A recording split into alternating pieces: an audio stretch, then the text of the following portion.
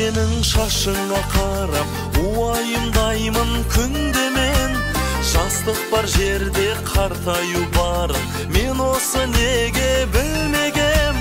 Немерелерің арқаңда бәрі, қарамай белге бөгілген.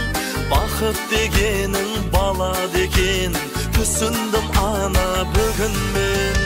Тұрса да дауыл майыса көрме, ұсташы тіктеп бойыңды. Анашым сенің көргім келеді, 100 жасқа келген